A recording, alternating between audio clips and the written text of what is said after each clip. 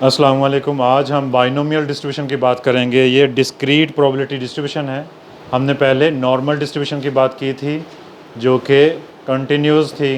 Binomial distribution में सबसे पहले हम इसका फार्मूला लिख लेंगे और इसकी प्रॉपर्टीज़ पढ़ेंगे वन बाय वन ताकि आपको बात क्लियर हो।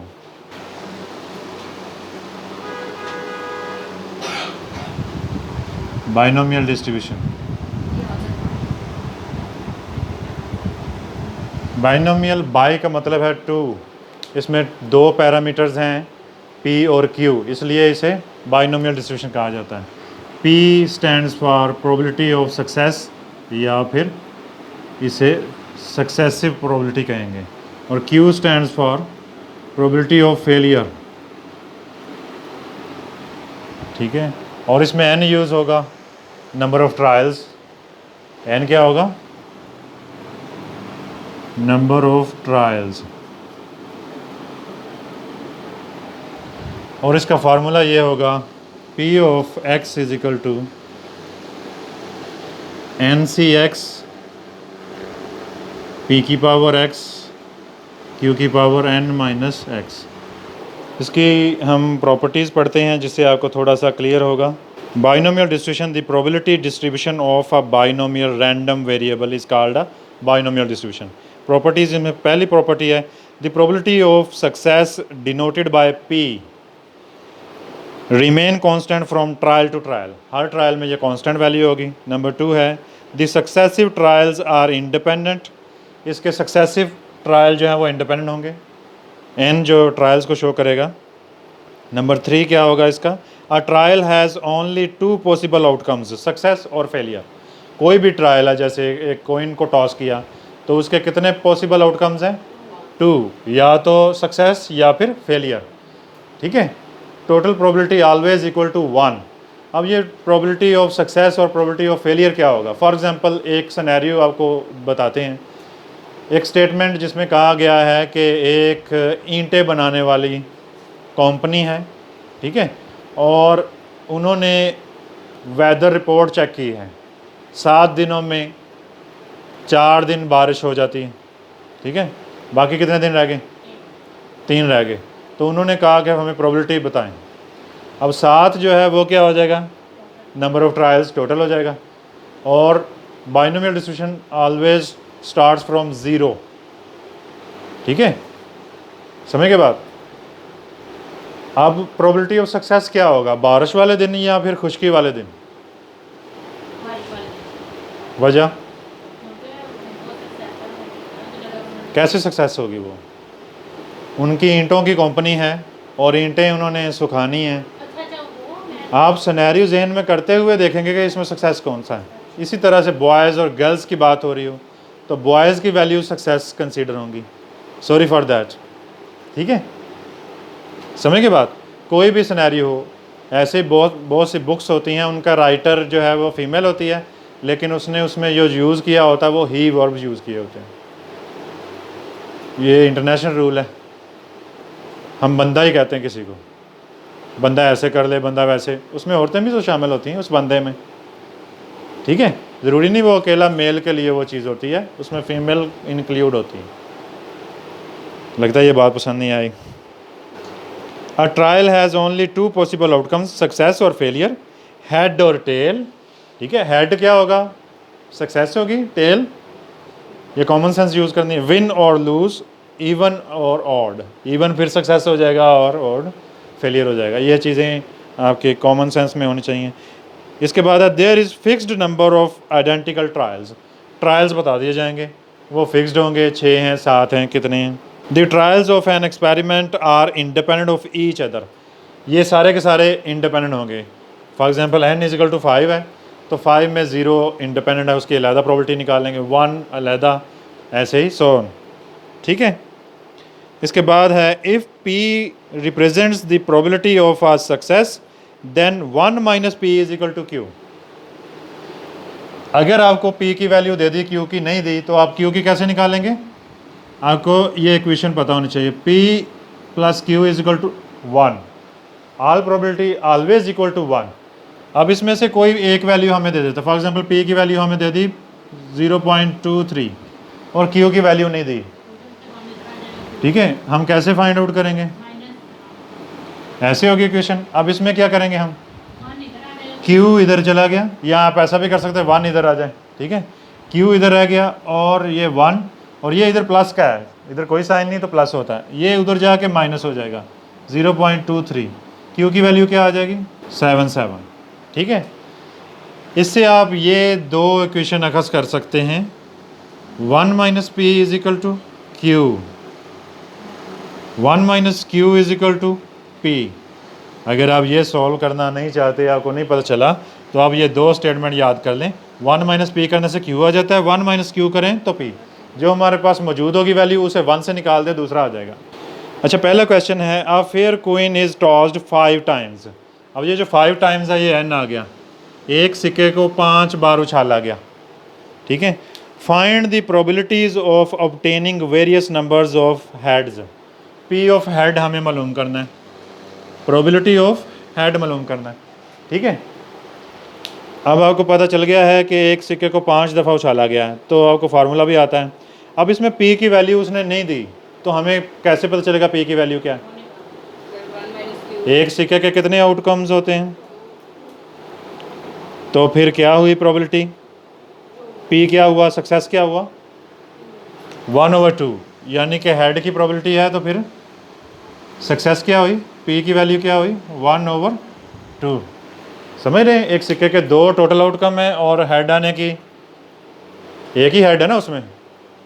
ऐसे कितने सिक्के उछाले गए? 5, 1/2, 1/2, 1/2, ठीक है। उसकी हम सैम्पलिंग अगर करें तो कितने सारे हेड बन जाते हैं। अब हम कैसे सॉल्व करेंगे? पी हमारे पास आ गया है, इसे पॉइंट में कन्वर्ट कर लेते हैं, 0.5। अब हम क्यू कैसे निकालेंगे? 1 माइनस पी।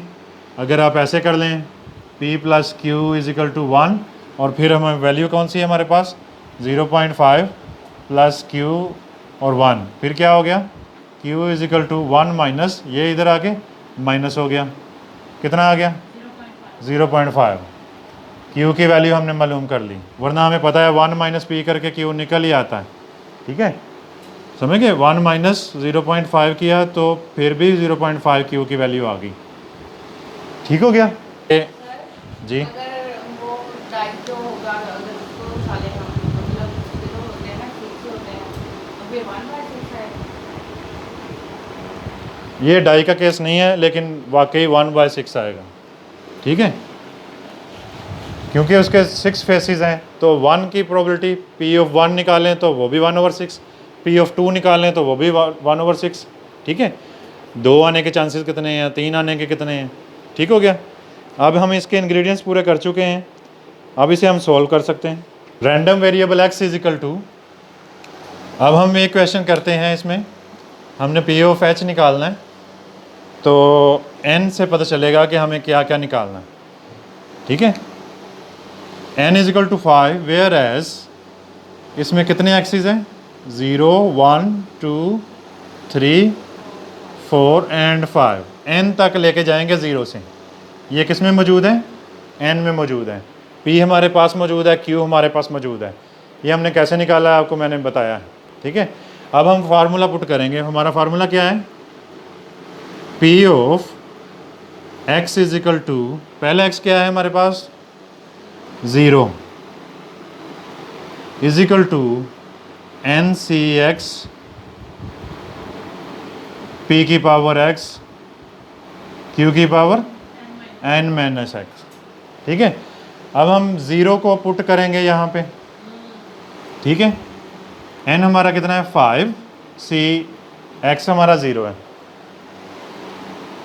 और p हमारे पास कितना है? 0.5, इसकी पावर x, x कितना है? 0 है, ठीक है।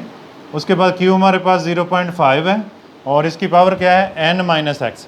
n हमारे पास 5 है और x हमारे पास 0 है, तो कितनी आ गई? 5 आ गई। आप चाहें तो एक स्टेप और कर लें, n माइनस ये कर दें, और डायरेक्ट भी कर सकते हैं जी। स्टार्ट क्या? मैं दोबारा बता देता हूँ। हमारे पास फार्मूला मौजूद है जिसे कहते हैं NCx p की पावर x, q की पावर n माइनस एक्स। अब ये सॉल्व कैसे होगा? ये डायरेक्ट कैलकुलेटर पे सॉल्व हो जाएगा। दो तरीके इससे होंगे, मैं आपको भी सिखा भी देता हूँ। अब हमारे पास x भी मौजूद है, p भी मौजूद है, q भी, और ये n है। n की जगह 5 लग जाएगा जो कि हमारा n है, और c की जगह c, x की जगह ये वाला 0 लगेगा, ठीक है। और फिर p की जगह 0.5 लगा, और p की पावर x है और x 0 ही है, ठीक है। और q की जगह 0.5 लगा, और q की पावर है n माइनस एक्स, n है 5 और x है 0, 5 से 0 निकाला तो 5 आ गया। समझ आ गई? इसका जवाब हम सेपरेट भी निकाल सकते हैं और इकट्ठा भी।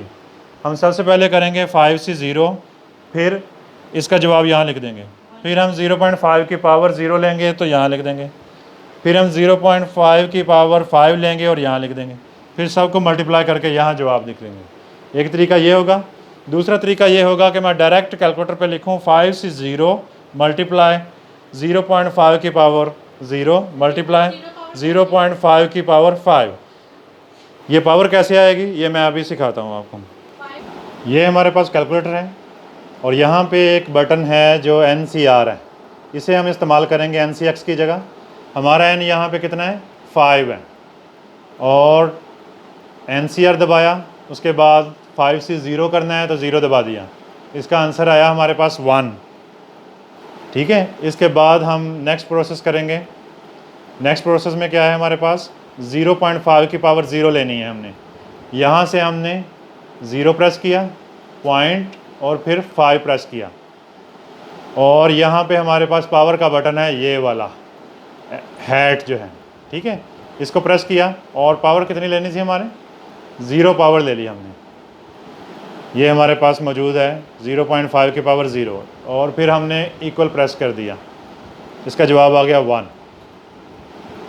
इसके बाद हमारे पास मौजूद है 0.5, हम डायरेक्ट 0.5 भी प्रेस कर सकते हैं, और 0.5 हमने प्रेस कर दिया, और अब हमने पावर प्रेस की, क्योंकि हमने 0.5 की पावर 5 लेनी है, तो अब हमने 5 प्रेस कर दिया, 0.5 की पावर 5, तो इक्वल प्रेस करने के बाद हमने देखा हमारा जवाब आ गया 0.03125।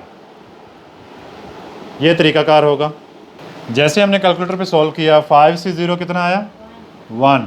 इसी तरह से 0.5 की पावर 0 कितना आया, और फिर 0.5 की पावर 5 कितना आया, 0.03125।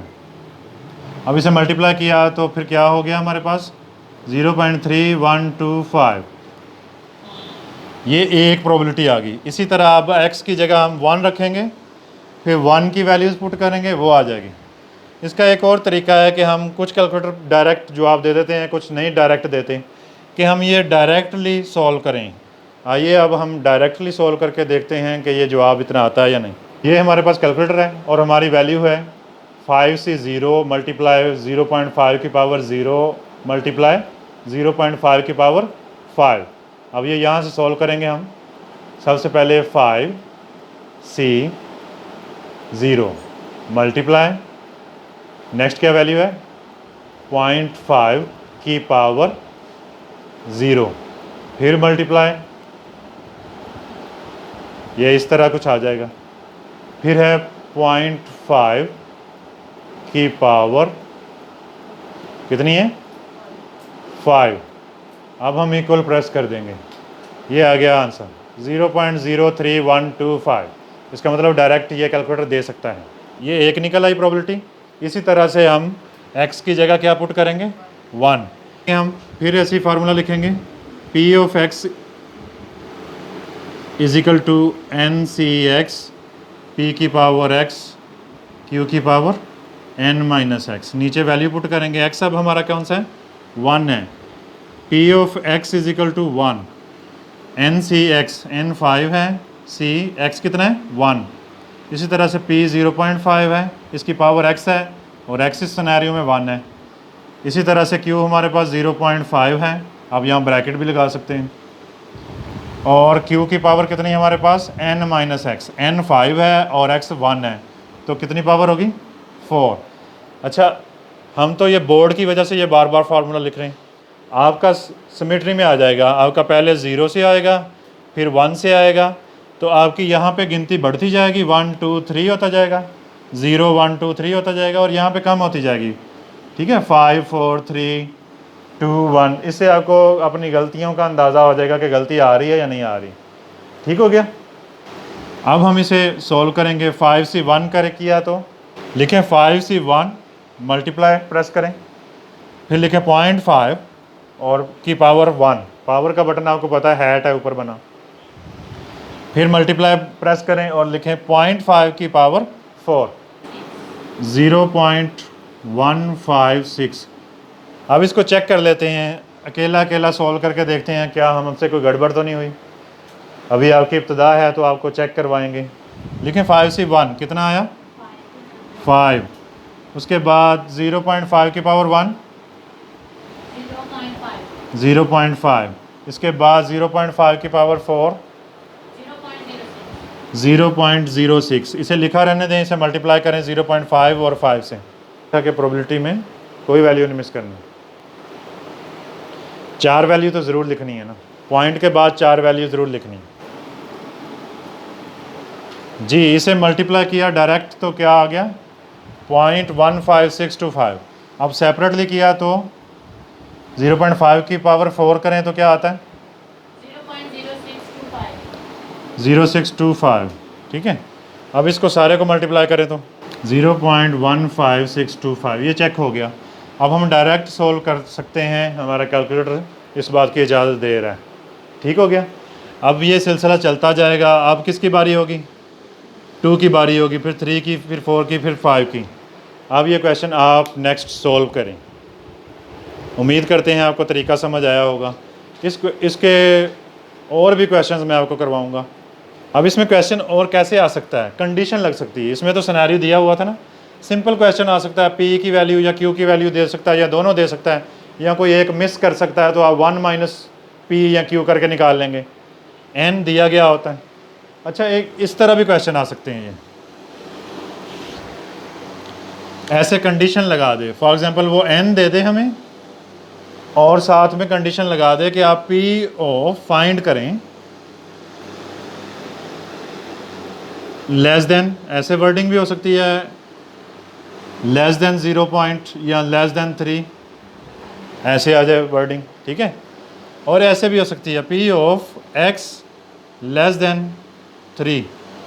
इसका मतलब क्या होगा, इसका मतलब होगा इसमें एक्स कौन कौन से इंक्लूड होंगे, वही फार्मूला यूज़ होगा, एन ये इस्तेमाल होगा, पी की वैल्यू और क्यू की वैल्यू हमें दी गई होगी या कोई एक मिसिंग होगी, और ये सिनेरियो दे दिया जाएगा। इसका मतलब है कि इसमें हमें एक्स चाहिए, एक्स कौन कौन से, 0 1 2 3 नहीं, क्योंकि इक्वल नहीं लगा हुआ। अगर लेस देन एंड इक्वल हो तो फिर 3 भी शामिल हो जाएगा। ठीक है, और अगर ऐसे दिया गया हो P of X greater than and equal to 4 और एन हमारा मौजूद है 6, तो इसके एक्स कौन कौन से होंगे, किस किस की प्रोबेबिलिटी निकालेंगे। यानी हमें एक्स की प्रोबेबिलिटी चाहिए जबकि एक्स बड़ा हो और बराबर हो। 4 से शुरू होगी गेम क्योंकि बराबर भी आ रहा है साथ, और 5 और 6 एन तक चलेगी। इस क्वेश्चन में हमें 4 5 6 को पुट करके एक्स की जगह प्रोबेबिलिटी निकाल देनी है। ठीक है, ये जो मैं अभी बता रहा हूँ ये हमें नॉर्मल डिस्ट्रीब्यूशन में भी ऐसे कंडीशन लगा के दे सकता है। ठीक है, अब कैसे क्वेश्चन आ सकता है, ऐसे भी आ सकता है P of 3 less than and equal to x और less than and equal to 5। इसमें कौन कौन से आएगी, हमें x चाहिए जबकि x 3 से बड़ा हो और बराबर हो, और x छोटा हो और बराबर हो 5 से। कौन कौन से x आएंगे इसमें, 3 4 5। इसमें x हमें चाहिए जबकि x बड़ा हो और बराबर हो 3 से, तो 3 से गेम शुरू हुई 4, और x छोटा चाहिए 5 से और बराबर चाहिए 5 तक ही जाएगी। ठीक है, समझ के बात, कंडीशन लगा दी ना उसने। हमने x की जानिब से देखना है कि इधर छोटा चाहिए इधर बड़ा चाहिए। ठीक है, जिधर से मुंह खुला है उधर बड़ा और जिधर मुंह छोटा है उधर से छोटा। लेस देन ग्रेटर देन को आमतौर पे इंग्लिश वाली साइड से पढ़ते हैं, लेफ़्ट से, लेकिन हम x से इधर को देखेंगे इधर को देखेंगे। ये आसानी है, ये सीक्रेट है कि इससे आपको गलती नहीं लगेगी। That's it.